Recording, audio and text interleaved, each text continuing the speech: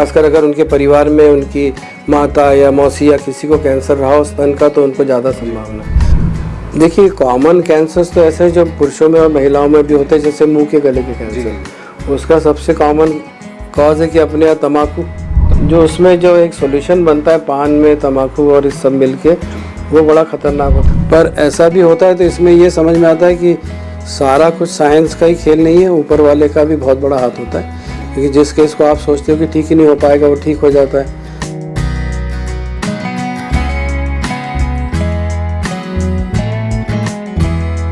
नमस्कार, मैं Yashvardhan उमक। Indian news के इस जानना जरूरी है में आप सभी का स्वागत है। जानना जरूरी है में हम उन सारी चीजों को आपके बीच लेकर आते हैं जो वाकई में आपको जानना जरूरी है। इसी कड़ी में हमारे बीच मौजूद है मशहूर कैंसर स्पेशलिस्ट, ऑन्कोलॉजिस्ट, कर्क रोग विशेषज्ञ भी जिनको कहा जाता है, आनंद केकरे जी। सर, आपका स्वागत है इंडियन न्यूज। नमस्कार, इंडियन न्यूज के सभी दर्शकों को मेरा भी नमस्कार। डॉक्टर साहब, आज हम डिटेल में बात करेंगे कि कैंसर क्या है, कैंसर कैसे होता है और कैंसर के क्या लक्षण हैं, और सारी चीजें कैंसर को लेकर हम बात करेंगे जी। तो शुरू करते हैं सर। मेरा पहले सवाल थी, कैंसर होता क्या है? कैंसर असल में एक भयावह बीमारी है जिसका नाम सुनकर कि कोई भी मरीज जिसको कहा जाए कि आपको कैंसर हो गया है, आधा तो वैसे ही ख़त्म हो जाता है। परिवार वाले भी परेशान हो जाते हैं कि कैसे इलाज कराएंगे। कैंसर असल में कोई बाहर से कीटाणु नहीं है, अपने शरीर की ही कोशिकाएं होती हैं जो हज़ारों लाखों, उसमें से कोई कोशिका एबनॉर्मल हो जाती है और आसपास के कोशिकाओं को भी खाने लगती है, बढ़ने लगती है, मल्टीप्लाई होने लगती है। आसपास के कोशिकाओं का खाना भी खाने लगती है, उनको भी खाने लगती है। फिर खून की नलियों में, लिम्फेटिक्स में फैल के सारे शरीर में फैल सकती है, अलग अलग जगह, जैसे लंग्स में, लीवर में, हड्डियों में और कहीं। उसको मेटास्टेसिस बोलते हैं। तो ये जो कैंसर है, ये अगर अर्ली स्टेज में अगर पकड़ा जाए, इलाज हो जाए, अधिकतर कैंसर जो भारतवर्ष में होते हैं तो उनको पूरी तरह से ठीक किया जा सकता है, 50-60% कैंसर। सबसे पहली बार कैंसर कब आया भारत में, या मैं कहूँगा चूंकि आधुनिक युग में, मॉडर्न एरा में, और क्या इससे पहले भी कैंसर होते थे मॉडर्न एरा? कैंसर तो सुश्रुत के समय से है। उस समय भी वो लोग उसके ऑपरेशन वगैरह करते थे। मतलब अपने पुराणों में, वेदों में भी ये इसके बारे में लिखा है, कर्क रोग के बारे में। और उस समय इतना एडवांस्ड साइंस था या नहीं ये तो मुझे नहीं पता, मैंने इतने ज़्यादा वेद पुराण पढ़े नहीं। पर उस समय भी सुश्रुत वगैरह जो सर्जरी के मतलब पुरोधा माने जाते हैं, उन्होंने भी ऑपरेशंस किए हैं उस समय में। इसके बाद में धीरे धीरे 1900 से लेके इसमें डेवलपमेंट होना शुरू हुआ काफ़ी। और सबसे पहले सर्जरी था इलाज, बाद में धीरे धीरे रेडिएशन थेरेपी भी इसमें डेवलप होना शुरू हुआ, फिर कीमोथेरेपी आया, फिर और भी कई तरह के जैसे targeted therapies, hormonal therapies, immunotherapy, ऐसे बहुत सारे अलग अलग विधाएं आती गई इलाज के लिए। शुरू में कैसे पता लगता है, या क्या चेतावनी या वार्निंग साइंस कह सकते हैं कि लोगों को पता चले कि कैंसर? हाँ जी, इसकी ये जानना बहुत ज़रूरी है सबके लिए, क्योंकि यही नहीं पता होता कि हमें कैंसर की संभावना भी है क्या। तो कुछ ऐसे लक्षण होते हैं जिनकी तरफ आप अगर ध्यान रखें अपने लिए, अपने आसपास में, आस पड़ोसियों में, रिलेटिव्स में। जैसे अगर खासकर महिलाओं के लिए मैं कहूँगा सबसे पहले कि महिलाओं में जिनमें माहवारी आनी शुरू हो गई है ना, उनको अगर अपने पति से संभोग के बाद अगर ब्लीडिंग होती है, पोस्ट कॉइटल ब्लीडिंग बोलते हैं, तो वो भी एक साइन हो सकता है कि कैंसर हो, तो उसको विशेष लक्ष्य देना चाहिए। या जैसे मेनोपॉज यानी जब ये मेंस्ट्रुअल साइकिल्स बंद हो जाते हैं, उसके बाद किसी को ब्लीडिंग हो, तो वो भी कैंसर का लक्षण हो सकता है। या अगर नॉर्मल मेंस्ट्रुअल साइकिल में एक्सेसिव ब्लीडिंग हो तो वो डिसफंक्शनल यूट्राइन ब्लीडिंग भी हो सकता है, पर वो कैंसर भी हो सकता है। इसीलिए जांच कर लेना ज़रूरी है। और बहुत सिंपल सी जांच है जिसके बारे में आगे बताऊंगा। तो एक तो ब्लीडिंग पर वजाइनम यानी होता है, तो ये लेडीज़ को स्तन में अगर कोई गठान आ जाए तो वो भी बहुत इम्पॉर्टेंट है। और उसके लिए बहुत सिंपल सी चीज़ है कि अपने स्वयं वो जांच कर सकती हैं फ्लैट हाथ से, एक हाथ ऐसा उठा के मिरर के सामने खड़े होके। इस तरह से जांच नहीं करना है फ्लैट हाथ से। तो कोई गठान लगे तो तुरंत जाके दिखाइए। 80% गठानें नॉन कैंसरस होती है, पर 20% कैंसरस भी हो सकती है। और इसीलिए खासकर अगर उनके परिवार में उनकी माता या मौसी या किसी को कैंसर रहा हो स्तन का, तो उनको ज़्यादा संभावना है। और इसके अलावा अगर खाने पीने में, निगलने में अगर आपको तकलीफ़ हो रही तो मुंह का, गले का, खाने की नली का कैंसर हो सकता है। कहीं छाला हो जाए मुंह में या चमड़ी में या किसी और जगह, जो भर नहीं रहा है, अगर नॉर्मल इलाज के बाद वो कैंसर हो सकता है। कहीं कोई आपको पहले से गठान थी जिसमें परिवर्तन अगर आने लग जाए और जैसे उसमें खुजली होने लगे, उसका रंग बदलने लगे और उसमें दर्द होने लगे, तो वो भी कैंसर के लक्षण हो सकते हैं। अगर कोई नई गठान उभर के आती तो हो सकता है चोट के कारण हो या इन्फेक्शन के कारण हो, पर अगर 10-15 दिन दवाई इलाज करने के बाद अगर ठीक नहीं हो रहा है तो उसका भी चेकअप कर लेना चाहिए। किसी को लंबे समय से खांसी हो अगर, जो कि ठीक ही नहीं हो रही है, तो वो ट्यूबरकुलोसिस भी हो सकता है, निमोनिया भी हो सकता है, पर वायरल भी हो सकता है, पर कैंसर भी हो सकता है। तो इसलिए जांच हो जाना ज़रूरी है। फिर नाक से, कान से, कहीं से भी अगर खून रिसता है टट्टी के रास्ते में तो उसकी भी जांच हो जाना चाहिए, है ना। तो ऐसे बहुत सारे, कहीं पे भी कोई सूजन गठान दिख रही है तो उसकी जांच ज़रूर करवा लेना चाहिए। तो आवाज़ में अगर परिवर्तन है तो आवाज़ के बक्से का कैंसर हो सकता है। तो ऐसे बहुत सारे लक्षण हैं जो अगर थोड़ा बहुत ध्यान दें अगर तो, और उसके समय से जांच करा ले तो जल्दी पकड़ा। ब्लड कैंसर के क्या लक्षण हैं? ब्लड कैंसर इतना कॉमन नहीं था पहले, अब आजकल ज़्यादा हो रहा है क्योंकि इंडस्ट्रियल पोल्यूशन, वेहिकुलर पोल्यूशन, पानी में इंसेक्टिसाइड्स और पौधों में इंसेक्टिसाइड, पेस्टिसाइड्स, तो ये सब बढ़ते जा रहे हैं। केमिकल्स का यूज़ बढ़ने से ये आजकल कैंसर्स भी बढ़ रहे हैं। इसमें आनुवांशिक भी है, और जो कैंसर्स होते हैं वो बच्चों में भी होते हैं, एक तरह का ल्यूकीमिया जिसको बोलते हैं एक्यूट लिम्फोब्लास्टिक ल्यूकीमिया। वो अधिकतर केसेस में 70-80% बच्चों में ठीक हो जाता है। लंबे समय जी सकते हैं वो अच्छे से। एडल्ट्स वगैरह में जो होता है यूजुअली वो एक्यूट माइलॉइड ल्यूकीमिया बोलते हैं। ये एक्यूट ल्यूकीमियाज ख़राब होते हैं, इसमें से एक्यूट माइलॉइड में भी कई वैरायटीज़ हैं और इनका इलाज थोड़ा कठिन होता है, इनकी कीमोथेरेपी भी कठिन होती है, और या फिर आखिर में बोन मैरो ट्रांसप्लांट भी किया जाता है। तो बोन मैरो ट्रांसप्लांट से भी कई लोग 30-40% लोग ठीक हो जाते हैं। उसके अलावा 2 प्रकार के और होते हैं ल्यूकीमियाज, क्रॉनिक ल्यूकीमियाज बोलते हैं जिनको। तो क्रॉनिक ल्यूकीमियाज में क्रॉनिक माइलॉइड, क्रॉनिक लिम्फोसिटिक, ऐसे 2 तरह के ल्यूकीमियाज होते हैं। और ये दोनों भी मतलब बहुत एग्रेसिव नहीं होते। आजकल उनके लिए दवाइयाँ आ गई है क्रॉनिक माइलॉइड के लिए, तो एक टैबलेट देने से ही वो सालों सालों तक, 15-15 साल तक कंट्रोल्ड हो सकता है, 20 साल तक, और रिवर्स भी हो सकता है। ऐसा भी हो गया है आजकल। बोन कैंसर के क्या सिम्टम्स हैं? बोन कैंसर में अधिकतर आपको किसी एक बोन में, लॉन्ग बोन में या यंग एज में कहीं दर्द हो रहा है, कहीं स्वेलिंग आ रही है, फिर एक्सरे में चेंजेस मिलते हैं। तो ये एकदम से ऊपर से कई बार समझ में नहीं आता, एक्सरे या सीटी स्कैन में भी पकड़ा जाता है एक जगह कहीं अगर दर्द हो रहा है हड्डियों में या रीढ़ की हड्डी में दर्द है। एक टाइप का कैंसर होता है जो एक्चुअली ब्लड कैंसर से, वो भी जैसे मल्टीपल माइलोमा बोलते हैं। उसमें जो एक खून का एक प्रकार, एक कोशिका होती है, वो एबनॉर्मली ग्रो करके और फिर हड्डियां गलने लगती हैं, उसको मल्टीपल माइलोमा बोलते हैं। तो उसमें कई सारी रीढ़ की हड्डियां और भी हड्डियां गल सकती हैं, आपकी कैल्शियम लेवल बढ़ जाता है, किडनी पे असर हो सकता है, बहुत सारे प्रॉब्लम गलने लग जाती है। हाँ, गलने लग, तो वो भी एक कैंसर होता है जिसको उसके लिए भी इलाज है आजकल। वो इलाज होके कई पेशेंट्स आराम से लंबी ज़िंदगी जीते हैं कंफर्टेबली। अब हम बात करेंगे सर कि चूंकि महिलाओं से रिलेटेड कैंसर के बारे में, जैसे आपने ब्रेस्ट कैंसर का जिक्र किया, एक ब्रेस्ट कैंसर होता है, स्टमक में भी कैंसर होता है, प्लस सर्वाइकल कैंसर भी होते हैं, और कई बार वजाइनल कैंसर भी होते हैं। तो उसके बारे में थोड़ा बताइए। सबसे कॉमन पहले कैंसर सर्विक्स बोलते थे, यानी जो बच्चेदानी का मुख का कैंसर, ये बहुत कॉमन अपने यहाँ था। अभी भी है, पर उससे ज़्यादा अब स्तन का कैंसर होता जा रहा है हिंदुस्तान में, खासकर बड़े शहरों में जहाँ पे लेट मैरिजेस हो रही हैं। मैरिजेस भी क्योंकि अब बच्चियाँ भी पढ़ती हैं, जॉब करती हैं, लेट मैरिजेस होती है, पहला बच्चा भी लेट होता है। तो जब बच्चा अगर अर्ली स्टेज एज में 18, 19, 20, 25 साल की एज में हो जाता था तो उससे प्रोटेक्शन मिलता था, जो हार्मोनल चेंजेस रहते थे उससे ब्रेस्ट में, पर वो अब लेट सब होने लग गया। कई लोग शादी नहीं करते, तो जो शादीशुदा नहीं है उनमें भी होने की संभावना ज़्यादा रहती।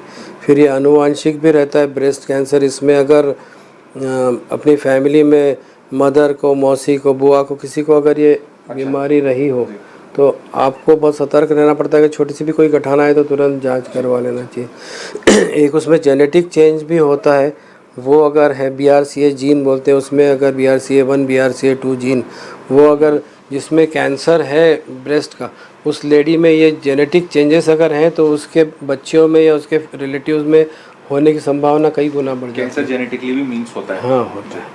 हाथों के भी, ब्रेस्ट के भी, ये सारे ओवेरियन ट्यूमर्स ये सारे जेनेटिक हो सकते हैं। अब ब्रेस्ट कैंसर से शुरू करें सर कि ब्रेस्ट कैंसर जो होता है किसी को भी, ब्रेस्ट कैंसर क्या पहले हम जांच कर सकते हैं ब्रेस्ट कैंसर की? किस एज में जांच कर सकते हैं कि एक बच्ची हो तब या एक एडल्ट? नहीं, बच्चे में नहीं एक्सपोजर करते। अगर किसी के फैमिली में कैंसर हो, जैसे मैंने बोला था है ना कि मदर को, मौसी को, बुआ को या ऐसे किसी को ब्रेस्ट कैंसर हुआ हो, तो फिर ब्रेस्ट सेल्फ एग्जामिनेशन सबसे पहले करना शुरू करना चाहिए। 30-40 की उम्र के बाद से वही फ्लैट हाथ से एक हाथ उठा के मिरर के सामने पहले देख लें ब्रेस्ट में कोई चेंजेस तो नहीं आ रहे, कोई शेप में चेंज आ रहा है, कहीं पे पिचक गया हो ब्रेस्ट या कहीं ज़्यादा लटक रहा हो, कोई बड़ा हो गया हो, ये देख लें। फिर फ्लैट हाथ से एक हाथ उठा के जांच करें, फिर दूसरे ब्रेस्ट में जांच करें, कहीं कोई गठान लगे तो दिखाएं, बगल में भी देख लें कहीं कोई गठान तो नहीं लग रही है। और उसके अलावा 40-45 की उम्र के बाद 50 साल के आसपास वो एक बोलते हैं सोनोमैमोग्राफी और एक एक्सरे मैमोग्राफी, मतलब ब्रेस्ट का एक्सरे और ब्रेस्ट का अल्ट्रासाउंड बेसिकली ये अगर करवा लेते हैं तो उसमें छोटी छोटी गठाने या माइक्रो कैल्सिफिकेशंस बोलते हैं वो पकड़े जाते हैं, उससे भी कैंसर का पता पड़ सकता है। वो स्टेज 0 या स्टेज 1 में भी पकड़े जा सकते हैं। ऐसे ही बच्चेदानी में भी जब आप पैप स्मीयर लेते हो, एक जांच लेते हो, सिंपल सी जांच है वो, तो 40-45 साल के बाद हर लेडी ने एक बार करवा लेना चाहिए, जिसमें वहाँ से पैप स्मीयर ये कहीं भी होती है? हाँ, कहीं भी किसी भी पैथोलॉजी लैब में उसमें से स्मीयर यानी वो सर्विक्स जैसे बच्चेदानी का मुख है उसमें थोड़ा सा रगड़ के एक चम्मच से, यानी लकड़ी के चम्मच जैसा होता है उससे रगड़ के उसको स्लाइड पे लेके उसको वो प्रिपेयर करते हैं, उसमें दिख जाता है कैंसर है। तो बहुत अर्ली स्टेज में, स्टेज 0 में भी पकड़ में आ सकता है। तो स्टेज 40 के बाद से ही हर महिला को अपने सतर्क हो जाना, सजग और सतर्क होना जरूरी वैसे है। महिला नहीं सभी को, मतलब एक बार अपना जनरल चेकअप तो करवा ही लेना। क्या क्या उसमें अपन चेक कर सकते हैं जनरल चेकअप में? लेडीज़ में तो यही मैंने कहा, pap smear, breast self examination, sonomammography कम से कम कर ले, और बाकी सारे ब्लड टेस्ट यानी CB complete blood count, renal function test, liver function test, calcium levels, ये सब कर ले, थायराइड फंक्शन टेस्ट, ये एक बार बेसिकली सब हो जाना चाहिए। एक चेस्ट एक्सरे प्लेन, एक अल्ट्रासाउंड पेट का, इतना चेकअप तो हो जाना चाहिए। हाँ, और बेसिक एक बार हमेशा करना ज़रूरी नहीं है। जो आपने सर्विक्स कैंसर की जो बात की, बच्चेदानी, हाँ सर्विक्स बच्चे, तो क्या बहुत बार ये सुना है कि बच्चादानी लोग निकाल लेते हैं, तो बच्चादानी निकालना चाहिए या नहीं निकालना चाहिए? और वो पेशेंट टू पेशेंट भी डिपेंड करता होगा। नहीं, बच्चेदानी निकालने के कई कारण हो सकते हैं, जैसे कि किसी को एक्सेसिव ब्लीडिंग हो रहा है ना, हार्मोनल इम्बैलेंस होता है लेडीज़ में, कई बार इतना ब्लीडिंग होता है कि सीवियर एनीमिया हो जाता है, चलते नहीं बनता, सांस भरने लगती है, आपको ऐसी स्थिति में तो निकालना ही पड़ेगा। या उसमें मायोमास नाम के ट्यूमर्स हो जाते हैं जो बिनाइन है, जो कैंसरस नहीं है, तब भी वो परेशान करते हैं, तब भी निकालना पड़ सकता है। तो ऐसे कई रीज़न से निकालना पड़ सकता है, पर कैंसर में भी निकालना पड़ सकता है, और उसमें थोड़ा मतलब बड़ी सर्जरी होती है, रेडिकल सर्जरी बोलते हैं। और ये क्या मिथ है या फैक्ट है कि चूंकि बच्चादानी निकालने के बाद कैल्शियम नहीं बनता है महिलाओं में? नहीं, ऐसा कुछ नहीं है कि कैल्शियम नहीं बनता। कैल्शियम वैसे भी आपको, मतलब जो भी विटामिन डी तो आपको सनलाइट से मिलता है। आजकल अधिकतर ये हो गया कि सब अंदर बैठे रहते हैं, AC में बैठे रहते हैं, बाहर धूप में कोई निकलता ही नहीं। पहले तो खेतों में काम करते थे, बाहर निकलते थे सब, तो धूप से एक्सपोजर एक तो कम हो गया, अंदर बैठे बैठे सबका विटामिन डी कम होता है, तो कैल्शियम एब्जॉर्प्शन भी जो खाने में अपना दूध पीते हैं कुछ जिसमें भी कैल्शियम है, सीताफल में जिसमें वो एब्जॉर्ब ही नहीं होता ढंग से, तो ये भी एक इशू रहता है। तो विटामिन डी की कमी सब में पाई जाती है, और विटामिन डी की कमी से यही नहीं और भी दूसरी भी बीमारियाँ होती है, हार्ट की दूसरी सब। तो ये विटामिन डी इसलिए देखना ज़रूरी है आजकल। चूँकि हमने ब्रेस्ट कैंसर का जिक्र किया था, ये भी एक मैं जानना चाहूँगा, ये फैक्ट है या मिथ है कि बहुत लोग बोलते हैं कि अगर आपने ब्रेस्ट फीड ना कराया हो, बेबी को, बच्चे को स्तनपान ना कराया हो, तो आपको कैंसर हो सकता है? नहीं, वही तो मैंने बोला कि अगर प्रेगनेंसी हो, स्तनपान कराया हो, तो हार्मोनल जो चेंजेस होते हैं वो प्रोटेक्ट करते हैं, ब्रेस्ट कैंसर होने से आपको बचाते हैं, है ना। जो ऐसा नहीं है कि जो ब्रेस्ट फीड किया या जिसके बच्चे हैं उसको ब्रेस्ट कैंसर होगा ही नहीं है, ऐसा नहीं है, तो संभावना कम हो जाती है। और कई बार ऐसा भी होता है कि माओं को दूध नहीं आता है, मिल्क नहीं आता है, ब्रेस्ट फीड नहीं करा पाती, तो क्या उनको सतर्क रहने की जरूरत? नहीं, ऐसा कुछ नहीं। सर अभी हम पुरुषों के बारे में आते हैं कि पुरुषों को किस प्रकार के कैंसर होते हैं, उसके बारे में ज़रा बताइए। देखिए, कॉमन कैंसर्स तो ऐसे हैं जो पुरुषों में और महिलाओं में भी होते हैं, जैसे मुंह के गले के कैंसर, उसका सबसे कॉमन कॉज है कि अपने यहाँ तम्बाकू तो हर फॉर्म में चलती है, चाहे सिगरेट चाहे है ना सिगरेट हो, चाहे बीड़ी हो चाहे गुड़ाखू हो। यहाँ तो ये छत्तीसगढ़ में तो गुड़ाखू बहुत चलता है जी पूरा, सुबह सुबह से चालू हो जाते हैं, दिन में 4-5 बार रगड़ते हैं वो उसको, उस पे अपने गम्स पे जी वो हो जाए, या फिर गुटखा खाना। गुटखे के तो आजकल इतने एडवर्टाइजमेंट्स भी आते हैं। और इतना ही नहीं, हम लोग पान सुपारी बीड़ी, तो ये पान सुपारी वगैरह तो न स्वयं खाते हैं बल्कि अपने घर में मेहमान आते हैं उनको भी परोसते हैं खाना खाने के बाद। जी आप वो पहले तो होता था एक वो डब्बा, मेरे को याद है हम जब छोटे थे, पानदान, जिसमें से सुपारी और ये और लौंग और सब और पान बना के, और तो अपन वो तो पहले एक तरह से खरीदते भी हैं दुकानों से, अपने घर मेहमान आते रिश्तेदार आते उनको भी खिलाते थे।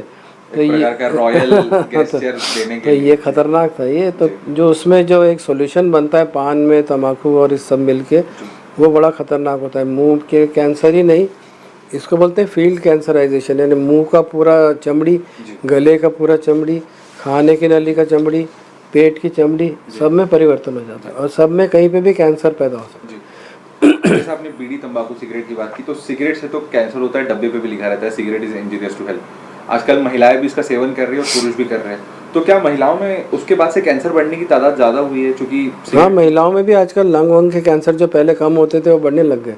दूसरा पोल्यूशन भी है, अगर आप इंडस्ट्री में भी काम कर रहे हैं, आप बीड़ी भी पी रहे हैं, सिगरेट भी पी रहे हैं, तंबाकू भी खा रहे हैं, अल्कोहल भी ले रहे हैं, तो सारे कैंसर्स होने की संभावना और ज़्यादा बढ़ जाती है। अल्कोहल से भी कैंसर हो सकता है? Yes, definitely.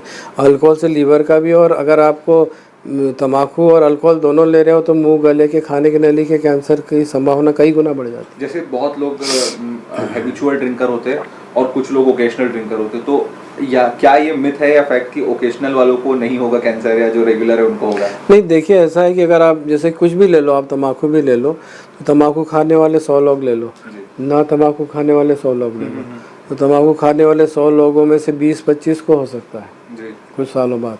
नहीं तंबाकू खाने वालों में से भी 4-5 को तो होगा ही। ऐसा नहीं कि उनको नहीं होगा, पर उनकी बनिस्बत कम होगा। इसमें 5 गुना 10 गुना ज़्यादा चांस बढ़ा लेते हो आप अपना ये करके। अल्कोहल से बेसिकली चांस अल्कोहल, तंबाकू, ये सब चीज़ों से, बीड़ी सिगरेट, इससे कई गुना चांस बढ़ जाता है। सर, पुरुषों में प्रोस्टेट कैंसर होता है, उसके बारे में ज़रा बताइए। और प्रोस्टेट कैंसर एक उम्र के बाद सब पुरुषों में प्रोस्टेट की कम ज़्यादा प्रॉब्लम रहती है। प्रोस्टेट में बिनाइन प्रोस्टेटिक हाइपरट्रॉफी बोलते हैं, BPH, वो कॉमन चीज़ है, जिसमें वो जब गठान फूलती है तो आपके पेशाब का रास्ते में एक तरह की रुकावट आती है, और अर्जेंसी फ्रीक्वेंसी होता है, बार बार जाना पेशाब, रात में 2-3 बार पेशाब जाना, ये सब चीज़ें होने लगती है। फिर आपको पेशाब शुरू करने में तकलीफ़ हो सकती है, ऐसी चीज़ें, वो बिनाइन प्रोस्टेटिक हाइपरट्रॉफी। पर उस समय किसी को दिखा लेना भी ज़रूरी है। एक तो अल्ट्रासाउंड कर लें तो प्रोस्टेट का साइज़ कितना है, उसके बाद पेशाब करने के बाद भी पेशाब की थैली में अगर बहुत सारी यूरिन बची रहती है तो वो भी इंडिकेट करती है कि प्रोस्टेट बहुत ज़्यादा बढ़ गई है। फिर एक डिजिटल रेक्टल एग्जामिनेशन करते हैं, मतलब टट्टी के रास्ते से उंगली डाल के प्रोस्टेट को एग्जामिन करते हैं, पालपेट करते हैं, तो वो करना ज़रूरी है। अगर ये सब चीज़ें आ रही तो देखने के लिए कहीं कड़ापन तो नहीं आ रहा है। कड़ापन है। फिर एक सीरम PSA लेवल होता है, वो अगर सीरम में प्रोस्टेट स्पेसिफिक एंटीजन बोलते हैं PSA, वो अगर बढ़ा हुआ पाया जाता है ब्लड में, तो फिर संभावना और ज़्यादा है कि प्रोस्टेट का कैंसर हो सकता है ना। तो इसीलिए ये सारी चीज़ें मिला के मालूम पड़ सकता है। पर अगर बिनाइन प्रोस्टेटिक हाइपरट्रॉफी है तो कम से कम किसी यूरोलॉजिस्ट को ज़रूर दिखा दें, जो सर्जन रहते हैं उसके, उनको ज़रूर दिखा दें, तो वो टट्टी के रास्ते से जांच कर लेंगे, सीरम PSA देख लेंगे, अल्ट्रासाउंड हो जाएगा तो थोड़ा क्लैरिटी आ जाएगी कि कुछ नहीं, बिनाइन है कि कैंसरस है। क्या एज में होता है प्रोस्टेट कैंसर? ये 50-55 के बाद ही यूजुअली अधिकतर, उसके पहले नहीं होता। आजकल सर हमने देखा गया है शादी के पहले लोग बहुत सारे प्रोस्टेट कैंसर भी ना, एक चीज़ बता दूं कि बहुत स्लो ग्रोइंग ट्यूमर है। अधिकतर केसेस में ट्रांसयूरेथ्रल रिसेक्शन ऑफ प्रोस्टेट, यानी दूरबीन डाल के ऑपरेट हो जाता है, और उसके बाद में खाली एक हार्मोनल गोली दे के सालों सालों तक अच्छे रहते हैं, है ना। यूजुअली स्लो ग्रोइंग ट्यूमर है, पर किसी किसी में एग्रेसिव भी हो सकता है, उसमें फिर सारे हड्डियों में फैल के सब परेशान कर। अच्छा, मतलब ये दूसरी जगह भी फैल सकता है। जैसा आपने शुरू में किया था कि एक छोटी सी जगह होता है तो बाकी जगह फैल। जैसे सर हमने देखा है कि आजकल शादियों के पहले पुरुष पक्ष हो या महिला पक्ष हो तो पहले अपने टेस्ट वगैरह करा लेते बहुत सारे। क्या कैंसर से भी कुछ बचाव के पहले ये कैंसर से पहले टेस्ट होने चाहिए?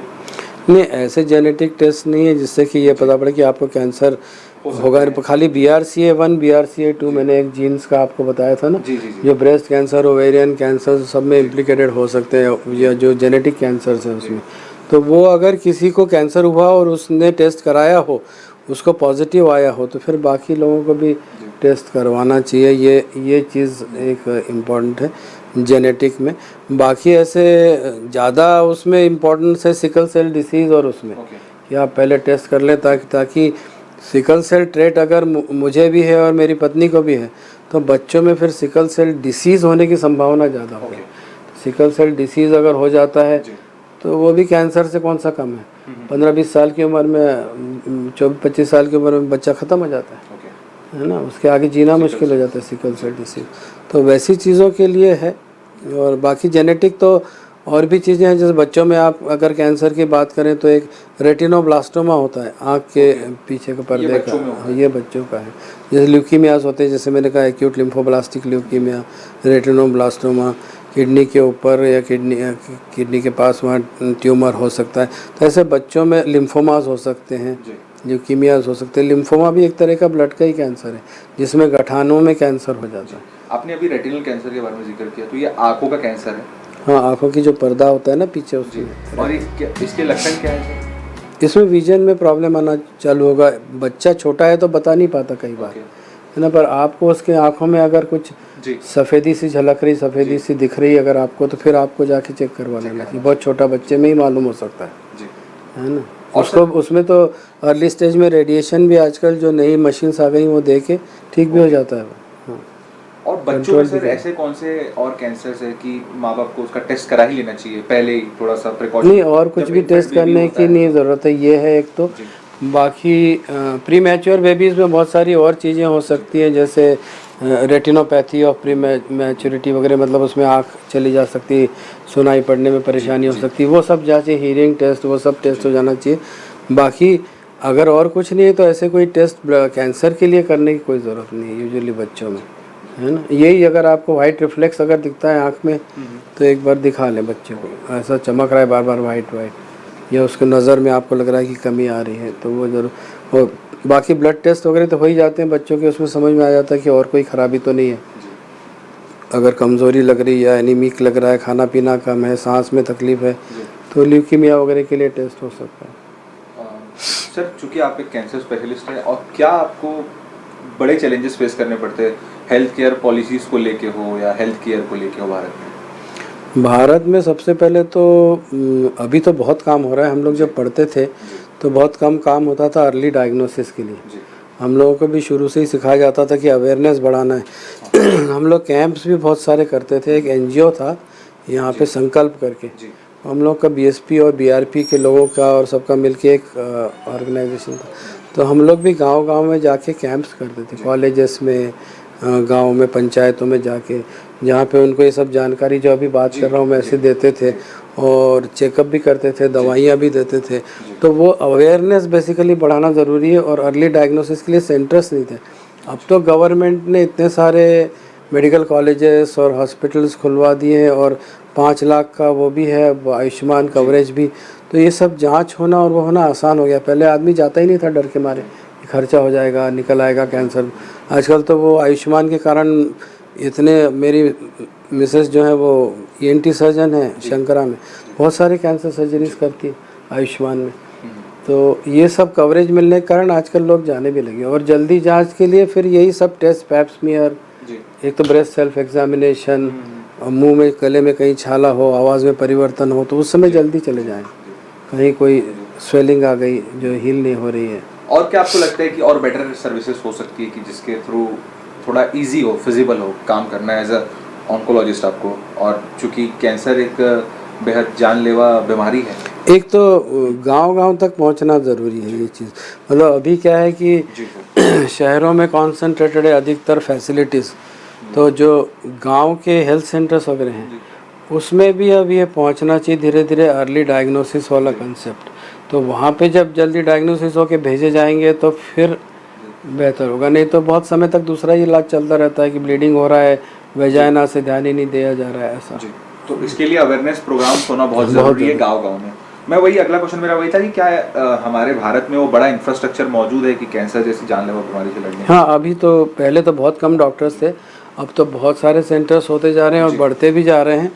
और इलाज के लिए चूँकि कवरेज भी मिल गया इंश्योरेंस का, कम से कम 40-50 करोड़ लोगों को तो ये कवरेज है ही, तो इसकी वजह से बहुत बेहतर हो रहा है मेरे हिसाब से। ये जो पॉलिसीज़ है गवर्नमेंट की, इससे बहुत फ़र्क पड़ा है डायग्नोसिस में भी और इलाज में भी, दोनों में।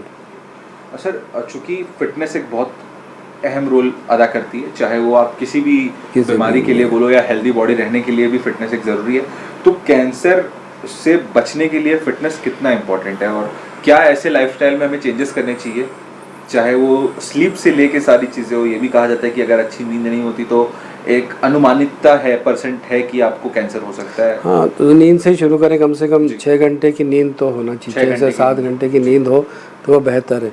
कुछ एक ही लोग जो हमारे प्राइम मिनिस्टर जैसे लोग हैं, मोदी जी की जैसे, 4 घंटे सोते हैं और बाकी समय काम करते रहते हैं, पर वो योग साधना से वो अचीव कर चुके हैं वैसा। तो वैसा अगर आप कर सकते हो तो बहुत अच्छा है, पर अधिकतर तो 6 घंटे 7 घंटे की एक तो नींद चाहिए, क्योंकि वो आपका शरीर रिकूप होने के लिए ज़रूरी है। उसके अलावा लाइफस्टाइल में exercise is a must daily. या तो आप 5,000 10,000 कदम चले, या साइकिलिंग कर लें, या बैडमिंटन खेल लें, स्विमिंग कर लें, कुछ भी करें जो आपको पसंद है।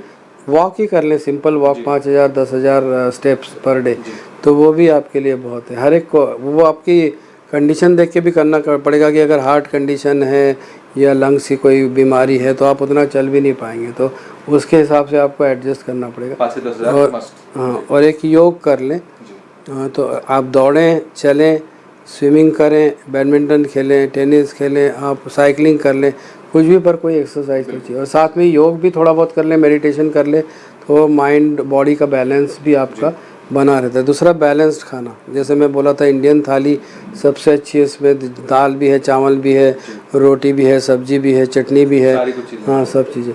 तो वैसा बैलेंस डाइट खाएं। और आजकल का जो फास्ट फूड है उससे दूर रहने की कोशिश करें। वो कभी कभार 15-20 दिन में, महीने भर में एक आध बार खाएं तो ठीक है, पर आजकल बच्चे कोल्ड ड्रिंक्स, पिज़्ज़ा, बर्गर और इसके बाहर ही नहीं निकल रहे हैं, चिप्स, तो ये थोड़ा भारी पड़ मैं फास्ट फूड पे आने वाला था, क्योंकि फास्ट फूड कितना डेंजरस है। और बहुत लोग बोलते हैं फ्रेंच फ्राइज जो रहती है वो भी कोटेड रहती है, उससे भी कैंसर होता है। और नहीं, बहुत सारी चीज़ें जैसे चाइनीज़ फूड वगैरह जो रहता है उसमें अजीनोमोटो रहता है, वो भी नुकसानदायक होता है। फिर उसके अलावा फास्ट फूड में जो हेवी चीज़ का कोटिंग और मेल्टेड चीज़ और खूब सारा, तो that all spoils your intestines, your body. तो ये प्लस नॉन वेजिटेरियन डाइट आजकल बहुत ज़्यादा हो गया है। अब ये अलग है कि विदेशों में अब वेगन और वेजिटेरियन करने लगे, मतलब इवन मिल्क और बोबिन मिल्क प्रोडक्ट्स भी नहीं लेते वेगन तो, पर बाकी अपने यहाँ भी नॉन वेजिटेरियन बहुत है। तो अगर रोज़ खा रहे हैं नॉन वेजिटेरियन डाइट खूब सारा, तो उसमें इंटेस्टाइन वगैरह के, लार्ज इंटेस्टाइन्स के, ये सब कैंसर होने की जो, और फास्ट फूड से तो और भी बीमारियां हो रही हैं। अब जो पहले हम लोग जब पढ़ते थे ना, तो हम पढ़ते थे कि एक क्रोन्स डिसीज़ होता है इंटेस्टाइन का, एक अल्सरेटिव कोलाइटिस होता है, वो विदेशों में होता है, अमेरिका में होता है। आजकल तो यहाँ ढेरों देखने मिलते हैं। यही रीज़न है कि ये सब यहाँ भी आ गया वो फास्ट फूड। सर तो फास्ट फूड से कैंसर हो सकता है? डेफिनेटली हो सकता है, मतलब किसी भी चीज़ के एक्सेस से हो सकता है। आप मतलब अगर इवन सौंफ भी बहुत सारी रख के रोज़ रोज़ सुबह दोपहर शाम 10 दिन में 5 बार 10 बार खा रहे हो, तो उस जगह इरिटेशन हो के वहाँ पे भी क्या, तो किसी भी चीज़ की अति तो गुटखा भी रखते हैं, गुटखा रखते हैं, सौंफ भी रखें, कुछ भी रखें, अगर आप ज़्यादा देर एक ही जगह कर रहे हैं इरिटेशन, तो उससे कैंसर हो सकता है। तो वो तो अति तो किसी भी चीज़ की खराबी है ना। पर ये तम्बाकू, बीड़ी, सिगरेट, गुड़ाखू, गुटखा और अपना ये ड्रिंक्स, इससे तो कम से कम बच ही सकते हैं। इतनी चीज़ों से बच लें, नियमित आहार करें और रेगुलर एक्सरसाइज करें तो बहुत हद तक। फिर बहुत ज़्यादा धूप में जो काम करते हैं उनको चमड़ी का कैंसर होने का डर रहता है। पर अपने यहाँ एक मेलानिन पिगमेंट होता है अपने शरीर में, ये काला पिगमेंट अपने को बचाता है उससे। अमेरिकन्स या वेस्टर्न कंट्रीज़ में जो सन बेदिंग करते हैं बीच पे अपने को टैन करने के लिए, उनमें ज़्यादा होता है। उनमें ज़्यादा होता है? हाँ, क्योंकि उनका वाइट स्किन है, प्रोटेक्शन नहीं है उनको। वो जैसे ऑस्ट्रेलियंस को बहुत ज़्यादा कैंसर, तो वो मेलानिन पिगमेंट नहीं है ना। अच्छा। अपने में पिगमेंट ज़्यादा है, इसलिए अपन बचे रहते हैं। उसके कारण, अपने मौसम के कारण ही शायद पिगमेंट ज़्यादा होगा अपने। वो है। इसके अलावा सर, एक कैंसर पेशेंट इलाज के दौरान या इलाज के बाद जब ठीक हो जाता है तो उसे कैसी लाइफस्टाइल रखनी चाहिए? देखिए इलाज, एक तो मैं सबसे पहले बता दूं, थोड़ा सा इलाज के बारे में बताना ठीक रहेगा। इसका इलाज जो है सर्जरी, अगर आप जल्दी स्टेज 1 स्टेज 2 में मुंह का गले का कहीं का कैंसर पकड़ा गया तो अपन उसको ऑपरेशन करके छोटे से हिस्से को निकाल के ठीक हो जाएगा। मुंह का, गले का, हाँ कहीं का भी कहीं का। है ना। बच्चेदानी का भी है तो बच्चेदानी निकाल दी और आसपास की गठाने निकाल दी, ठीक हो गया। ऐसा भी हो सकता है पूरा, मतलब है ना। या कहीं छोटी सी गठान है उसको पूरा एक्सरसाइज कर दिया तो ठीक हो गया, ये सब हो सकता है। पर स्तन का कैंसर भी, आपने स्तन निकाल दिया, वहाँ रेडिएशन दे दिया, ठीक हो गया। पर अगर वो स्टेज 1 या 2 में है तो ये सब है ना। स्टेज 1 यानी 2 यानी छोटा है, 2 सेंटीमीटर 3 सेंटीमीटर 4 सेंटीमीटर का लीजन, छोटा सा। बढ़ गया एक बार, आसपास की खून की नलियों में चला गया, फैल गया, तो उसके बाद वो इलाज कठिन होता जाता है। फिर आपको सर्जरी भी लगेगी, रेडिएशन भी लगेगा, कीमोथेरेपी भी लगेगी, और उसके बाद भी ठीक होने की संभावना कम होती जाएगी, खर्चा भी बढ़ता जाएगा। तो अर्ली स्टेज में डिटेक्शन इज़ वेरी इंपॉर्टेंट। तो जैसे बच्चेदानी का कैंसर भी इसलिए बोल रहा हूँ कि जांच करवाते रहे 40-45 के साथ बाद लेडीज़ हर साल कम से कम एक बार या 2 साल में एक बार, तो जल्दी पकड़ा जा सकता है।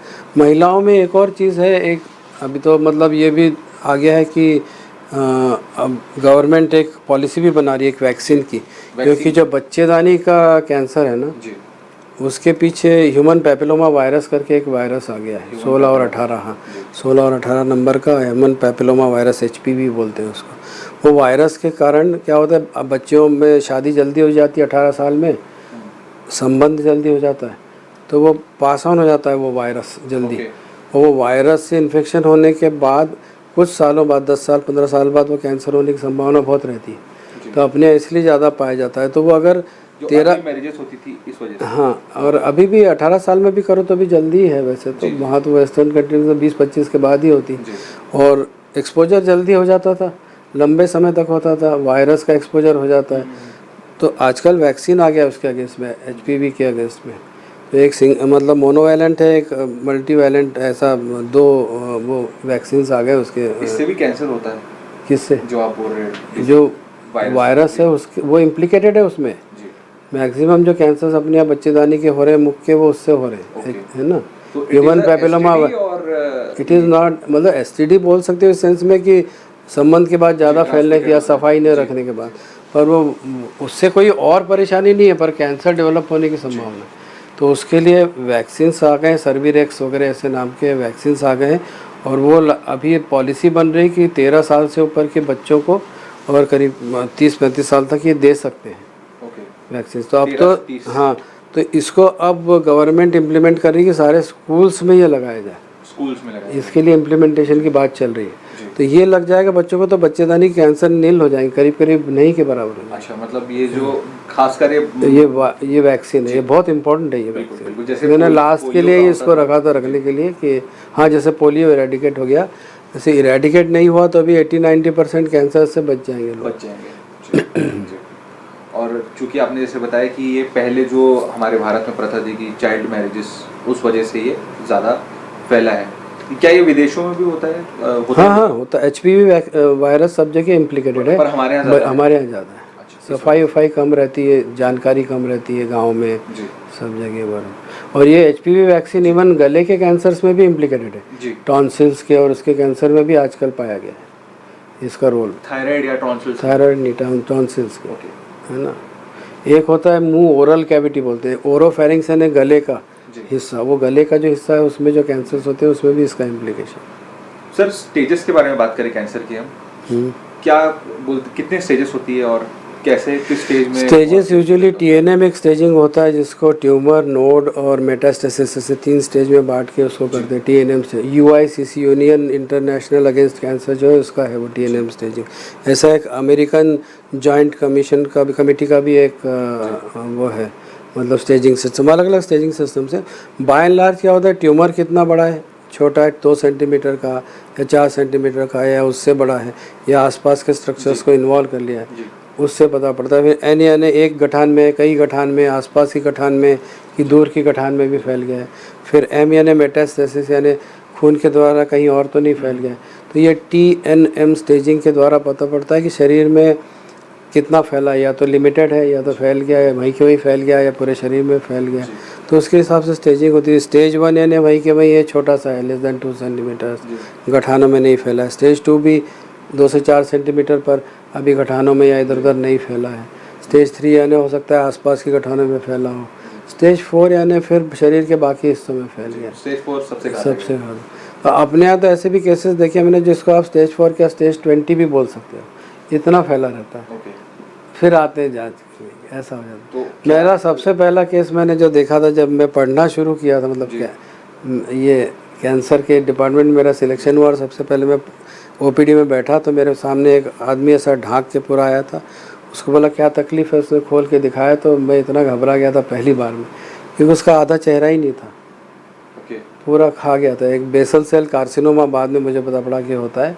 वो पूरा ईटन अप था फेस, अंदर से मैगट्स दिख रहे थे और वो ऐसा सीन था कि मैं तो पहली बार देखा, मैं तो बहुत चक्का रह गया। तो फिर मेरे सीनियर ने बोला कोई बात नहीं, वो मेरे पास भेज दे वो केस। तो फिर वो BCC था। तो ऐसा भी हो जाता है, मतलब लोगों की सहन शक्ति आप देखिए अपने इंडिया में कि पूरा खा गया, निगल गया, सब हो गया, तब वो दिखाने आया। क्या उसको कंप्लेंट थी कि ये मेरे इसके कारण जो बदबू आ रही है उसके कारण मुझे बैठने नहीं देते घर में और समाज में। मेरे को तेरे को इतनी तकलीफ़ है और कोई तकलीफ नहीं। बोले नहीं बात। चूँकि हम इस पर बात कर रहे हैं, स्टेजेस की बात कर रहे हैं, तो चूँकि जैसे आपने बताया 20 तक भी हमारे भारत में नहीं, मतलब एक कहने की बात है, बाकी स्टेज 4 तक होता है। पर स्टेज 4 तक होता है तो वो उसमें बचने की संभावनाएं कितनी कम हो जाती है, कितनी रह जाती है? स्टेज 4 में तो खैर आप थोड़ा बहुत आराम दे सकते हो, कुछ 1-2 साल 3 साल जी सकते हैं, ऐसा होता है अधिकतर कैंसर्स में, है ना, अधिकतर किसी भी कैंसर में। पर अगर थायराइड का है तो जैसे पहले स्टेज 4 थायराइड में बोलते थे पर आजकल नहीं बोलते। थायराइड में अधिकतर स्टेज 1 और 2 जो नॉर्मल कैंसर से उसके जो मतलब पैपिलरी या वो फॉलिकुलर बोलते हैं, वो स्टेज 1 या 2 ही बोलते हैं, क्योंकि वो ऑपरेशन के बाद रेडियो आयोडीन देने से ठीक हो जाते हैं पूरे शरीर में कहीं भी हो तो। और सर अब हम बात करेंगे चूँकि इसके बारे में, कीमोथेरेपी के बारे में। कीमोथेरेपी क्या होती है, कैसे होती है? कीमोथेरेपी एक्चुअली ड्रग्स हैं, एंटी कैंसर ड्रग्स हैं मेनली। पहले जो शुरू हुआ तो वो धीरे धीरे शुरू हुआ, पता पड़ा जैसे सदाफुली से एक निकलता है विनक्रिस्टीन करके, ऐसे बहुत सारे प्लांट से और दूसरी चीज़ों से वो ड्रग्स जो निकले, केमिकल्स जो एक्ट करते हैं कैंसर्स के अगेंस्ट। कुछ उनका धीरे धीरे मालूम पड़ा कि किस किस कैंसर्स के अगेंस्ट में कौन कौन से ड्रग्स एक्ट करते हैं। फिर ये देखा गया कि कॉम्बिनेशन ऑफ ड्रग्स दें तो हर ड्रग का डोज कम हो जाता है तो उसका साइड इफ़ेक्ट भी कम हो जाता है और कैंसर पे इफ़ेक्ट ज़्यादा होता है। पर कुछ भी कर लो तो ये होता था कि एंटी कैंसर ड्रग्स देने से आसपास की जो कोशिकाएं, नॉर्मल कोशिकाएं, वो भी अफेक्ट होती, खाली कैंसर नहीं होती। तो इसलिए उसके साइड इफ़ेक्ट्स बहुत होते हैं, जैसे उल्टी होना, बाल झड़ना, खून में गिरावट आना और गुर्दे पे, दिल पे असर हो सकता है। तो इसलिए सब जांच पहले करके रखना पड़ती है। उसके बाद की लीवर, हाँ लीवर ठीक से काम कर रहा है कि नहीं, गुर्दा ठीक से, क्योंकि ये अलग अलग जगह असर कर सकते हैं। कान से कम सुनाई पड़ सकता है किसी दवाई से, तो ये सब टेस्ट, हाँ ऑर्गन्स भी डैमेज हो सकते हैं। तो उसको एक सही तरीके से, सही समय से और एक क्वालिफाइड डॉक्टर ही दे तो अच्छा है, क्योंकि वो इतने आसान ड्रग्स नहीं है। कीमोथेरेपी मेडिसिन के रूप में ली जाती है, मेडिसिन इंजेक्टेबल फॉर्म, ओरल भी हो सकती है और वो भी हो सकती है ना। उसके बाद फिर अब आ गई टारगेटेड थेरेपीज। मॉलिक्यूलर लेवल पे बहुत सारे टारगेट्स आइडेंटिफाई कर लिए गए हैं, सेल्यूलर लेवल पे, है ना, सेल मेम्ब्रेन पे, सेल के अंदर। तो जैसे मैं कह रहा था कि क्रॉनिक माइलॉइड ल्यूकीमिया है ना, तो उसमें एक टारगेट आइडेंटिफाई हुआ है जिसको बोलते हैं टायरोसिन काइनेज। तो टायरोसिन काइनेज इनिबिटर करके, TKI बोलते हैं, जो इमेटिनिब करके एक दवाई है, वो TKI है, वो उस टायरोसिन काइनेज को इनिबिट करती है। तो इम्यूनोथेरेपी अलग होती है, टारगेटेड थेरेपी अलग। इम्यूनोथेरेपी यानी अपने इम्यून सिस्टम को जो बूस्ट करती है। और फिर यह आजकल ऐसे भी ड्रग्स बनने लगे हैं जो एक पर्टिकुलर कैंसर के अगेंस्ट एक्ट करते हैं और चीज़ों को नहीं डैमेज, जैसे कीमो में बाकी जगह भी डैमेज करता है। हाँ, वो नहीं करता। वो अधिकतर उसी जगह पर, उसकी एलर्जिक रिएक्शन हो सकती है, पर वो उसको बोलते हैं जैसे मोनोक्लोनल एंटीबॉडी, या जैसे BCG वैक्सीन उसमें देते हैं ना अपने TB से बचने के लिए, उसका भी कुछ रोल इसमें आया था शुरू में। पर फिर बढ़ते बढ़ते अब मोनोक्लोनल एंटीबॉडीज़ बोलते हैं। मोनोक्लोनल यानी एक पर्टिकुलर स्पेसिफिक कैंसर के अगेंस्ट में ही एक्ट करता है। तो ऐसी बहुत दवाइयाँ आ गई जो वो मतलब इम्यूनोथेरेपी में आ गई हैं। उसके अलावा नई नई इम्यूनोथेरेपी आ गई जो बहुत सारे कैंसर्स में काम कर सकती है, पर वो थोड़ी सी महंगी भी हैं। चेक पॉइंट इनिबिटर्स और दूसरी आ गई, उसका टेक्निकली बोलने से मतलब नहीं है, पर यह है कि ऐसी बहुत सारी इम्यूनोथेरेपीज आजकल आ चुकी है, पर हैं बहुत महंगी कॉमन मैन के पहुंच के बियॉन्ड है। ओके। वो 5 लाख के कवरेज में भी नहीं आएगी वो अच्छा, आयुष्मान की, वो बहुत बहुत ज़्यादा महंगी। कॉस्टली मीन्स वो वो लाखों रुपए की लाखों एक तक चले इंजेक्शन जाएगा। होता है, तो फिर वो कैसे जी करोगे। जी। तो एक इम्यूनोथेरेपी हो गई, एक टारगेटेड थेरेपी हो गई और हार्मोनल थेरेपी भी एक है। अच्छा। जैसे ब्रेस्ट कैंसर जैसे है वो एस्ट्रोजन डिपेंडेंट होता है, मतलब एस्ट्रोजन एक हार्मोन महिलाओं होता का जो है, हार्मोन नहीं होता है, मेल में भी मेल होता में है, लेडीज़ में ज़्यादा होता है। जी। तो वो एस्ट्रोजन डिपेंडेंट ट्यूमर है, उसका एनवायरनमेंट चेंज कर दो, एंटी एस्ट्रोजन कर दो, तो वो बढ़ना कम हो जाता है, घट जाता है। ओके, ये सब जो जितनी ये भी हार्मोनल ट्रीटमेंट्स है, ऐसे प्रोस्टेट में भी हार्मोनल ट्रीटमेंट ओके। है ना। उसमें टेस्टोस्टेरॉन डिपेंडेंट है, मेल में टेस्टोस्टेरॉन ज़्यादा होता है, तो एंटी टेस्टोस्टेरॉन अगर हो तो वो फिर वो कम हो जाता है। ये जितने भी आपने थेरेपीज की बात की, ये क्या भारत में इजीली अवेलेबल है? हाँ, ये सब अवेलेबल आजकल तो, सब जब जो बाहर हो रहा है सब यहाँ अवेलेबल है। जी। ऐसा कुछ ही होगा कम, बहुत ही कम होगा कोई इसके लिए पेशेंट्स को मेट्रो में जाना पड़ता है, मेट्रो सिटीज में, नहीं नहीं, या आजकल तो Tier सब, 2, Tier अब 3 यहाँ तो सिटी? सभी अवेलेबल है, रायपुर में वगैरह इधर तो सब अवेलेबल है, ऑलमोस्ट प्रैक्टिकली सब कुछ। पेट सिटी भी हो जाता है, न्यूक्लियर मेडिसिन की भी थेरेपी हो जाती है, सब हो जाता है। जी। तो कहीं जाने की आजकल ज़रूरत नहीं, बहुत ही रेयर केसेस में अगर कहीं जाना हो तो स्पेशलाइज्ड रोबोटिक सर्जरी या कुछ ऐसा करना होता ना। क्योंकि सर आपने बहुत समय से कैंसर ट्रीटमेंट और इस फील्ड में आप काम कर रहे हैं, तो एक पेशेंट को कितना साइकोलॉजिकली और इमोशनली आपको सपोर्ट करना पड़ता है, क्योंकि वो भी एक रोल बढ़ जाता होगा। बस खाली पेशेंट को ही नहीं, फैमिली को भी सपोर्ट करना जी। पड़ा। और फैमिली का भी क्या रोल है तो पेशेंट? मैंने जब सेक्टर 1 में कैंसर हॉस्पिटल बनाया था, तो जो ओपीडीज़ बनाई थी, तो हमारे बॉसेस बड़े नाराज़ हो गए थे कि आपने इतना बड़ा ओपीडी, उसमें सोफ़ा भी लगा के रखा है, उसमें 3-4-5 चेयर्स भी रहती है। मैंने कहा सर ऐसा ही जब कैंसर वाले पेशेंट को समझाना पड़ता है, तो कैंसर नहीं, उसके पूरे परिवार को समझाना पड़ता है। सारा परिवार बैठता है मेरे सामने, तब एक बार नहीं तो फिर बाद में आएगा कि उसका अंकल आया, उसका ससुर आया, तो कहीं कोई आया, हर एक को अलग अलग थोड़ी समझाओगे। बिल्कुल। तो सब आराम से बैठ जाओ, एक बार बात कर लो, समझ लो क्या है, कितनी संभावना है, कितनी परी, तो वो आपको काउंसलिंग तो बार बार करना पड़ती है ना, समझाना काउंसलिंग की बहुत कितनी संभावना है, कितने ठीक होने की संभावना। पेशेंट के सामने सब चीज़ नहीं बताते, ओके। पेशेंट को थोड़ा बहुत बता के उसको जानकारी रहे, जी। उससे छुपा भी नहीं सकते आप, पर मतलब ज़्यादा सीरियस चीज़ें हैं वो उनके रिलेटिव्स को बताना जरूरी है। जी। आजकल तो कंज्यूमर फोरम का ज़माना है, तो सबको सब पता होना चाहिए। ओके। कंज्यूमर फोरम भी तो आ गया, बिल्कुल। वो बोलेंगे हमको बताया ही नहीं। पहले हम लोग सारा अपने ऊपर रखते थे जी। कि भाई मतलब उसको इलाज करो और अपने ऊपर पूरी जिम्मेदारी रखो। अब ये हो गया कि भाई तेरी जिम्मेदारी, जी। ये हो सकता है, ये तुम तैयार हो क्या। आदमी आधा तो वैसे ही घबरा जाता है कि भाई ये भी हो सकता है, दिल पे भी असर, गुर्दे पे भी असर, बाल भी झड़ेगा फलान, तो कई तो बैकआउट कर जाते हैं। तो वो भी एक इशू रहता है वैसे, पर मतलब वो ज़रूरी हो गया आजकल तो, ये है कि बिना बताए आप, बिना कंसेंट के आप ट्रीट ही नहीं कर सकते, कंसेंट होना चाहिए। सर कोई आपके लंबी प्रैक्टिस के कार्यकाल में कोई ऐसे पेशेंट्स आए होंगे जो आपने देखा हो कि ये मिरेकल है, अचानक ठीक हो गए, या ऐसा कुछ, उसके बारे में ज़रा हमारे दर्शकों को बताइए। मैंने जैसे आपको कुछ समय पहले बताया था, एक पार्टनर मिशन हॉस्पिटल में मैं था, तब एक मरीज़ मेरे पास आए थे, उनको स्ट्रेचर पे लाया गया था, और वो शाहपुर के थी फैमिली, और काफ़ी रिच फैमिली थी। वो पेशेंट को यहाँ पे एक बहुत बड़ी गठान थी, पूरी मतलब करीब 5-10 सेंटीमीटर की होगी, इतनी बड़ी, उस ब्लीडिंग हो रहा था, उसमें मैगेट्स थे, स्मेल आ रही थी, बेड रिडन था, एकदम पेल था, एनीमिक था।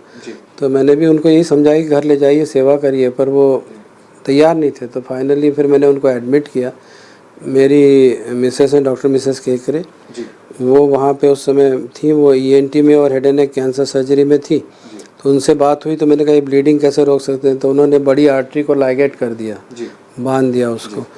उसके बाद ब्लीडिंग तो रुक गई, पर उसमें एक डर रहता है कि ब्रेन में डैमेज हो सकता है, वो किस्मत से नहीं हुआ, उसमें दूसरी तरफ से सप्लाई हो गया। उसके बाद उनको एंटीबायोटिक्स, नेज़ोगैस्ट्रिक ट्यूब से फीडिंग देते हैं, वो दिया, और उनको न्यूट्रिशन अच्छा किया। फिर उनको एक सिंगल फ्रैक्शन रेडिएशन का दिया मैंने, और कुछ समय बाद थोड़ा इम्प्रूव हुए तो उनको घर भेज दिया कि भाई अब घर जाइए आप। 1 महीने बाद एक बंदा चल के मेरे कमरे में आया, ये वही बंदा था, और इतना सा गठान बचा हुआ था। वो बोले कि सर आप मेरे को इतना ठीक कर दिया और पूरा ठीक कर दो। फिर उसके बाद उसका पूरा रेगुलर ट्रीटमेंट हुआ, कीमो रेडियोथेरेपी, और वो 3 साल तक आता रहा मेरे पास। और उसके बाद फिर वो मैं इधर आ गया था, भिलाई आ गया था, उसके बाद नहीं देख पाया उसको। पर ऐसा भी होता है, तो इसमें ये समझ में आता है कि सारा कुछ साइंस का ही खेल नहीं है, ऊपर वाले का भी बहुत बड़ा हाथ होता है। क्योंकि जिस केस को आप सोचते हो कि ठीक ही नहीं हो पाएगा, वो ठीक हो जाता है।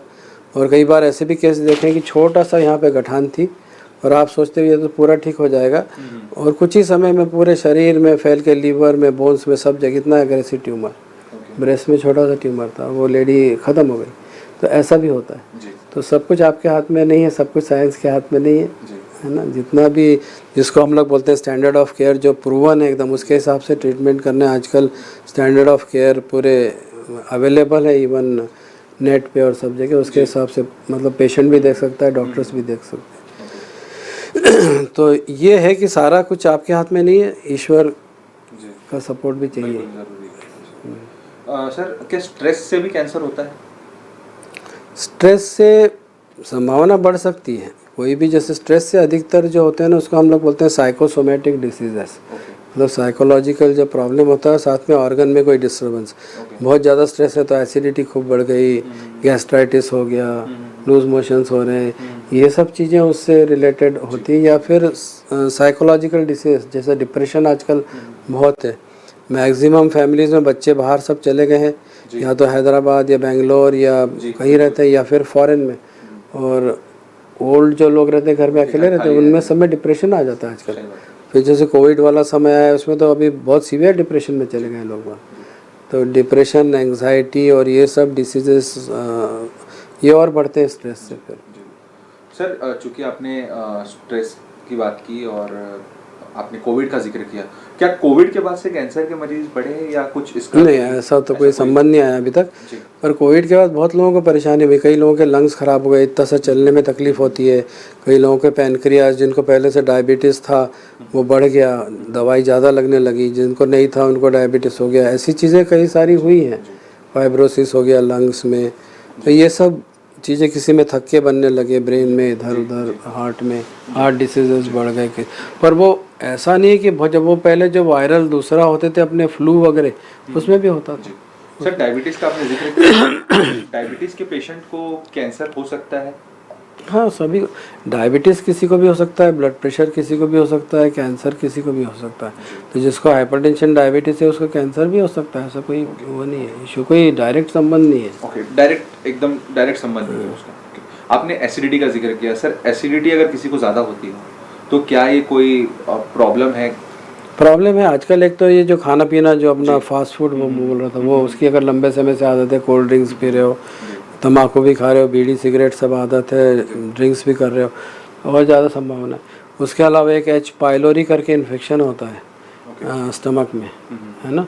स्टमक में एच पाइलोरी इन्फेक्शन से बहुत सीवियर गैस्ट्राइटिस, बहुत एसिडिटी होती है। तो वो एंडोस्कोपी करके वहाँ से एक टेस्ट करते हैं, पाइलो टेस्ट, उसमें मालूम पड़ जाता है। उसके लिए दवाइयाँ देने से वो रिलीव हो जाता है पूरा। ये इन्फेक्शन खाने पीने में से ही जाता है ना। और वो दवाई करीब लंबे समय लेना पड़ती है, कई बार 15 दिन, महीना भर भी लेना पड़ सकती है। उसके बाद वो ठीक हो जाता है। पर ये एच पाइलोरी इन्फेक्शन अगर बना रहा तो ये भी स्टमक का कैंसर पैदा कर सकता है आगे जाके अगर इसको अर्ली स्टेजेस में कंट्रोल नहीं किया। चूँकि सर, मैं बात करूँगा, आप एक ऑन्कोलॉजिस्ट है और आप इसके कैंसर का उपचार बहुत लंबे समय से कर रहे हैं। आप कैसे इस फील्ड में आए? मीन्स क्या था आपको मोटिवेट किया कि नहीं मुझे इस फील्ड में? नहीं, मैं क्या था, जब हम लोग थे ना, बड़ी मुश्किल से, पहले तो मेडिकल में एंट्रेंस बड़ा टफ था उस समय। जब मैं बात कर रहा हूँ 74-75 की, तो तब एमपी में मैं पढ़ा हुआ, इंदौर मेडिकल कॉलेज से पढ़ा हूँ। उस समय पीएमटी होती थी, उसमें मुश्किल से 500-600 सीटें होती थी और उसमें लाखों लोग देते थे। उसमें से सिलेक्ट होते, अब तो बहुत सीटें हैं, तो उसमें से हम लोग सिलेक्ट होके आते थे। और होने के बाद फिर first year, second year, third year के जो आपके पूरे 3 साल के, first year, second year, third year के, first prof, second prof, third prof, ऐसा बोलते थे, 1.5 साल का। वो होने के बाद जो मार्क्स होते थे उन सम टोटल से आपको पीजी मिलता था। मेरे को कैंसर में पहले से ही बहुत इंटरेस्ट था कि जाएं इस तरफ, मालूम करें, क्योंकि इसमें जेनेटिक और दूसरी चीज़ें और कई चीज़ें इन्वॉल्व होती है, नई नई थेरेपीज़ आ रही है। तो मुझे वहाँ फिर अपॉर्चुनिटी मिली थी रेडिएशन ऑन्कोलॉजी में। तो मैं बेसिकली रेडिएशन ऑन्कोलॉजिस्ट हूँ। कैंसर में जो रेडिएशन की, आजकल रेडिएशन ऑन्कोलॉजी में भी बहुत सारी नई मशीन आ गई है जो बहुत स्पेसिफिकली, बहुत स्मॉल एरिया में प्रिसाइजली बहुत हाई डोज डिलीवर कर सकती है। आसपास के एरिया को बचाते हुए। ओके। तो ये मशीनों के कारण आजकल रेडिएशन थेरेपी में रिवॉल्यूशन आ गया है बहुत। जी। तो बहुत अच्छी से ट्रीटमेंट होना शुरू हुआ। तो मैं उस समय उसमें घुसा था इंदौर में, सिर्फ उस समय इंदौर में था कैंसर हॉस्पिटल। जी। तो वहाँ पे हम लोग कीमोथेरेपी भी सीखे थे उस समय, क्योंकि अलग से डीएम मेडिकल ऑन्कोलॉजी नहीं होता था। जी। हमारे बॉस जो थे वो दोनों में मतलब वो थे, एक्सपर्ट थे रेडिएशन मेडिकल ऑन्कोलॉजी में। हम तो तब से मैं ये सब करता आ रहा हूँ, मतलब ये सारे ल्यूकीमियाज, लिम्फोमास जो नॉर्मली करते नहीं रेडिएशन ऑन्कोलॉजिस्ट, पर मैं तब से करता आ रहा हूँ। और जो इस फील्ड में आना चाहते हैं उनके लिए क्या एक मैसेज आपकी तरफ से? अभी तो बहुत स्कोप है, क्योंकि चाहे वो रेडिएशन ऑन्कोलॉजी हो, चाहे मेडिकल ऑन्कोलॉजी हो, चाहे सर्जिकल ऑन्कोलॉजी हो, पर प्रोसेस लंबा है। पहले आपको एमबीबीएस में सिलेक्ट होना है, एमबीबीएस देना है। आजकल सब जगह एमसीक्यू ही हो गए हैं। अच्छा। उसके बाद फिर उतना नहीं था। अभी है कि आप था मतलब एमसीक्यू का, पर अब आप उसके बाद एमबीबीएस करने के बाद फिर एमसीक्यू में जुड़ जाता है, फिर पीजी मिलता है, चॉइस का पीजी मिले, फिर एमसीक्यू वाले टेस्ट, फिर एमसीक्यू टेस्ट दोगे, नीट की पोस्ट मतलब पीजी के लिए दोगे, फिर पीजी में सिलेक्शन मिलेगा चॉइस मतलब वो सुपर स्पेशलाइजेशन में। तो पीजी फिर सुपर स्पेशलाइजेशन करते करते एज बहुत हो जाती है, और जब आप निकलते हो तब भी आप नए ही रहते हो। तो फिर आपको एक्सपीरियंस चाहिए। तो ऐसे करते करते जब तक सेटल होता है बंदा, तब तक 35 साल का हो जाता है, 35-36। तो लंबा समय, तो उतना टेनासिटी होना चाहिए, उतना हिम्मत होना चाहिए पढ़ने की। सर, हमारे इंडियन न्यूज़ के माध्यम से अगर कोई देख रहा हो, किसी को कैंसर हो या उनके परिवार वालों के लिए, और उनके लिए आप क्या मैसेज देना चाहते हैं कि, और जो इसको देख भी रहे हैं कि चूँकि जो स्वस्थ है उनके लिए भी क्या मैसेज देना? नहीं, उसमें एक ही चीज़ है कि जो लक्षण मैंने बताए थे उसमें से कोई सा भी आपको लक्षण अपने आसपास किसी में लगे, स्वयं में लगे कि कहीं मुंह में छाला है, या कहीं कोई तिल है या मस्सा है जो बढ़ रहा है, अब नॉर्मल हो रहा है, कोई गठान है जो बढ़ रही है, खाने पीने में निगलने में अगर तकलीफ़ हो रही है, आवाज़ में परिवर्तन हो रहा है, तो ये सब चीज़ें हो, या टट्टी के रास्ते से या कहीं से और खून जा रहा है पेशाब के रास्ते से, तो या बच्चेदानी के रास्ते में, या इंटर मतलब आपके पति से संबंध के बाद अगर ब्लीडिंग हो रही हो, महामारी बंद होने के बाद ब्लीडिंग हो रही हो, या स्तन में कहीं कोई गठान लगे, तो इस सब चीज़ों का तुरंत संज्ञान ले और तुरंत अपने किसी एक्सपर्ट के पास जाके जांच करवा ले डॉक्टर से, क्योंकि जल्दी पकड़ में आने से पूरी तरह से ठीक हो सकते हैं। जो 60% कैंसर मुंह के, गले के, बच्चेदानी के, स्तन के जो होते हैं वो पूरी तरह से ठीक हो जाते हैं अर्ली स्टेज में डिटेक्ट होने से। ये एक बहुत बड़ा मैसेज है। और जिसको बढ़ावा हुआ भी है वो घबराए ना। आजकल आयुष्मान योजना भी है, उसके तहत कहीं ना कहीं आपका इलाज अच्छी से हो सकता है, जिसमें सर्जरी, रेडियोथेरेपी, कीमोथेरेपी बहुत हद तक हो जाती है, और कुछ काफ़ी लंबे समय तक एक नॉर्मल लाइफ आदमी जी सकता है।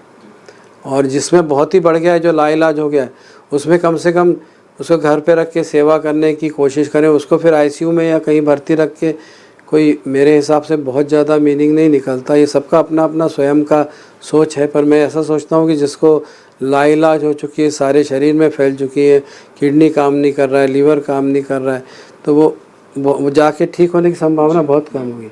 तो उसमें घर में रख के सेवा करें, वो ज़्यादा बेहतर है, ऐसा मुझे लगता है।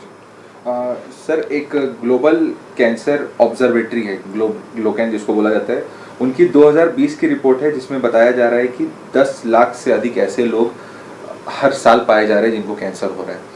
तो ये 2020 की रिपोर्ट है, आज अपन 2024 में है, तो क्या ये आगे भी बढ़ता रहेगा? क्योंकि पॉपुलेशन भी बढ़ रही है ना, एक तो पॉपुलेशन बढ़ रही है, पॉल्यूशन बढ़ रहा है, तो ये सब कारण है कि वो ये होने की संभावना। फिर लाइफस्टाइल आपकी चेंज हो रही, पूरे टाइम आप कंप्यूटर पे बैठे रहते हो, लैपटॉप पे बैठे रहते हो, एक्सरसाइजेस नहीं है, खाना पीना गड़बड़ा गया है, टाइमिंग नहीं है खाने पीने का, तो ये सारे कारण तो होना ही है।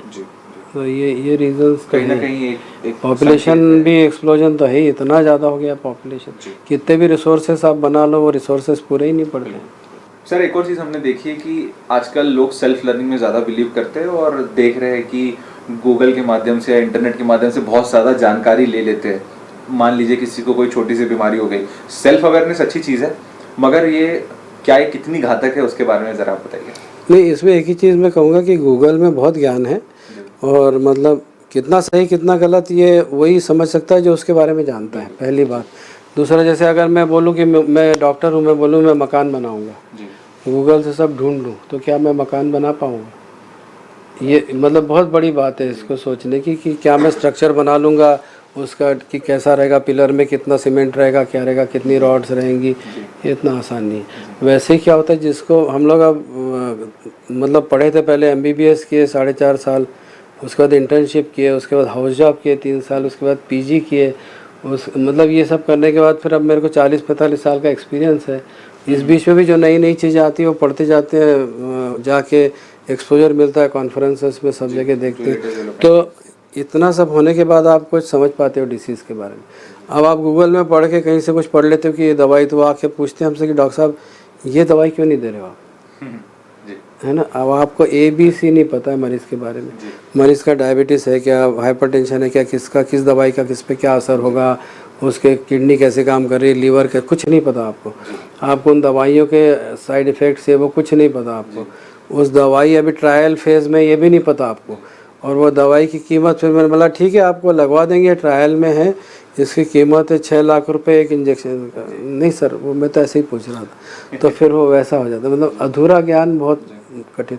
अगर मैं डॉक्टर हूँ, मैं गूगल में किसी कैंसर के बारे में कुछ नई नई चीज़ें ढूंढना चाहूँ और उसको समझना चाहूँ तो वो अलग चीज़ रहेगी, और एक जो लेमैन है वो समझना चाहेगा वो अलग चीज़ हो जाएगी। इसीलिए कई बार सर ऐसा देखा है हमने कि शर्तीय इलाज रहते हैं बहुत नहीं, बार, वो बेकार, और बहुत लोग सेल्फ हीलिंग पे ज़्यादा भरोसा कर लेते हैं, घर में कुछ जड़ी बूटियाँ। नहीं, नेचुरोपैथी अपनी जगह है, उसका रोल मैं ये भी नहीं कह सकता कि आयुर्वेदिक का रोल नहीं होगा, क्योंकि मेरे को आयुर्वेदिक का कोई जानकारी नहीं है ना, मेरे को जो चीज़ के बारे में अपने को जानकारी नहीं है उसके बारे में बोलने से बट क्या आपके, पर ये चीज़ मैंने देखी कि आयुर्वेदिक में कई चीज़ें ऐसी होती जिसमें सिल्वर, स्वर्ण भस्म, सिल्वर का भस्म, हेवी मेटल्स वगैरह होते हैं, वो जब ज़्यादा मात्रा में जाते हैं शरीर में तो वो किडनीज विडनीज सब डैमेज कर देते हैं, फिर आप दूसरा कुछ नहीं कर सकते। तो ऐसी भी चीज़ें रहती हैं जो देख के ले, मतलब जो जानकार हो उससे ले आप आयुर्वेदिक इलाज, अपने मन से ना खाते जाएं कुछ भी आयुर्वेदिक इलाज। आयुर्वेद के जो जानकार हो उनसे लीजिए, अच्छे वाले जो जानकार होंगे। आजकल ये नहीं कहता कि उसमें मतलब हो नहीं सकता आराम या उससे, क्योंकि उसके बारे में मेरे कोई जानकारी नहीं, पर कोई जो क्वालिफाइड पर्सन हो आयुर्वेद में उससे लीजिए। सर आपका बहुत बहुत धन्यवाद, आपने इंडियन न्यूज़ को समय दिया, हमारे दर्शकों को आपने कैंसर के बारे में बताया, महत्वपूर्ण जानकारियाँ दी कि कैंसर कैसे होता है, क्या अर्ली प्रिकॉशंस में रोकथाम कर सकते हैं, उसके लिए आपका बहुत बहुत धन्यवाद। इंडियन न्यूज़ के सभी दर्शकों को भी धन्यवाद सुनने के लिए। तो ये थे हमारे साथ डॉक्टर आनंद केकरे जी, जिन्होंने हमें कैंसर के बारे में, कैंसर की स्टेजेस के बारे में और तमाम सारी जानकारियाँ दी, चाहे वो लाइफस्टाइल को लेके हो, मिसकंसेप्शंस को लेके हो, और सारी चीज़ें बताई, नई जो थेरेपीज़ आई है उनके बारे में बताया। इंडियन न्यूज़ का ये जो खास कार्यक्रम है जानना ज़रूरी, हमारा मकसद यही है कि हम ज़्यादा से ज़्यादा लोगों को अवेयर करें, ज़्यादा से ज़्यादा लोग समाज में जो भी गतिविधियाँ हो रही है, चाहे वो मेडिकल फील्ड से हो, चाहे वो एजुकेशन फील्ड से हो या तमाम फील्ड से हो, उन सभी हम हस्तियों को हमारे बीच लाते हैं और आपको उनके माध्यम से जो चीज़ें वाकई में आपको जानना ज़रूरी है वो सारी चीज़ें हम आपको बताते हैं। इंडियन न्यूज़ के इस जानना ज़रूरी में फ़िलहाल इतना ही, मुझे दीजिए इजाज़त, नमस्कार। खासकर अगर उनके परिवार में उनकी माता या मौसी या किसी को कैंसर रहा हो स्तन का, तो उनको ज़्यादा संभावना है। देखिए, कॉमन कैंसर्स तो ऐसे हैं जो पुरुषों में और महिलाओं में भी होते हैं, जैसे मुंह के गले के कैंसर, उसका सबसे कॉमन कॉज है कि अपने यहाँ तम्बाकू, जो उसमें जो एक सॉल्यूशन बनता है पान में तम्बाकू और इस सब मिलके, वो बड़ा ख़तरनाक होता है। पर ऐसा भी होता है तो इसमें ये समझ में आता है कि सारा कुछ साइंस का ही खेल नहीं है, ऊपर वाले का भी बहुत बड़ा हाथ होता है, क्योंकि जिस केस को आप सोचते हो कि ठीक ही नहीं हो पाएगा वो ठीक हो जाता है।